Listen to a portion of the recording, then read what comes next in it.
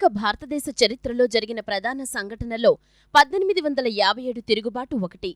ఆంగ్లేయులకు వ్యతిరేకంగా భారతీయ సైనికులు తిరుగుబాటు చేయడం వల్ల దీనికి సిపాయిల తిరుగుబాటు అని పేరు వచ్చింది.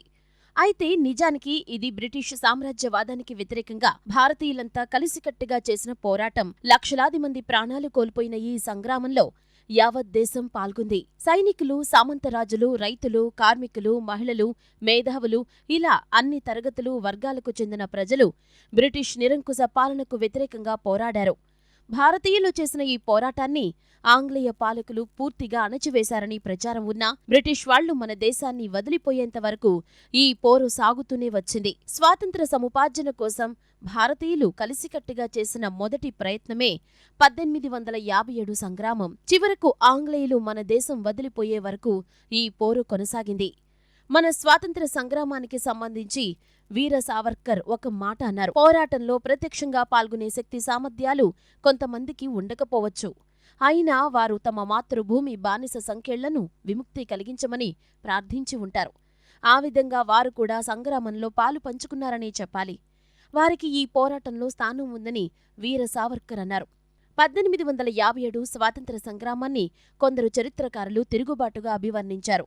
నిజానికి ఇది తిరుగుబాటు కాదని, బ్రిటిష్ వారిని తరిమివేసి దేశానికి స్వాతంత్ర్యం సముపార్జించడమే అందరి లక్ష్యం కాబట్టి దీన్ని ఒక మహాజాతీయోద్యమమని ఏ సర్వే ఆఫ్ ఇండియన్ హిస్టరీ అనే పుస్తకంలో సర్దార్ పణిక్కర్ తన అభిప్రాయాన్ని ఈ విధంగా వ్యక్తం చేశారు. భారతీయుల మొదటి స్వాతంత్ర పోరాటాన్ని బ్రిటిష్ వారు దారుణంగా అణచివేసిన వలస పాలకుల నుంచి స్వాతంత్ర్యం పొందాలనే బలమైన కోరికను భారతీయులు సమిష్టిగా ప్రపంచానికి వ్యక్తం చేశారు.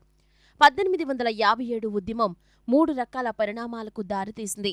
వివిధ రకాల వ్యక్తులు, సంస్థలు స్వాతంత్ర్యం కోసం సత్యాగ్రహం, సాయుధ విప్లవం ఇలా ఎవరికి తోచిన విధంగా వారు చేపట్టారు. కొంతమంది విదేశాలకు వలస వెళ్లి స్వాతంత్ర్యానికి అనుకూలంగా అక్కడ వాతావరణాన్ని సృష్టించారు. స్వాతంత్ర్యం కోసం హిందుస్థాన్లో జరుగుతున్న ప్రయత్నాలకు సహకరించారు.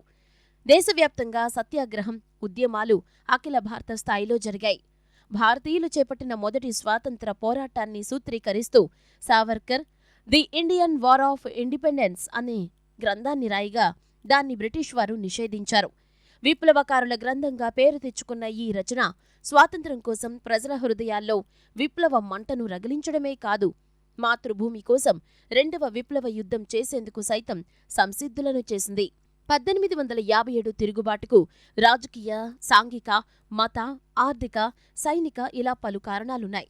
డల్హౌసీ విధానాలు, సనాతన ధర్మంపై దాడి, నిర్బంధ క్రైస్తవ మతబోధన, స్వదేశీ రాజ్యాల ఆక్రమణ, ఆంగ్ల సైనికులతో పోల్చితే భారత సిపాయిల జీతభత్యాల్లో భారీ వ్యత్యాసం ఇలా పలు కారణాలు అంతకు మించి తమ మాతృభూమిని పరాయాధీనం నుంచి విముక్తి కలిగించాలనే భావన వెరసి మొదటి స్వాతంత్ర సంగ్రామానికి పురుగొల్పింది.